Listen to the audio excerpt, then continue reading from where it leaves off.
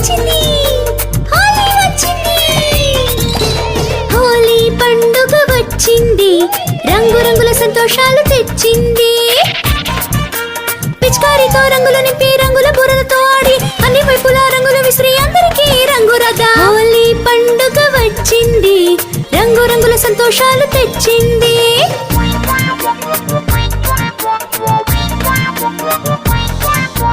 ఇంట్లో పెద్దలకి రంగులు రాసి వాళ్ళ నుంచి ఆశీర్వాదం తీసుకుందాం.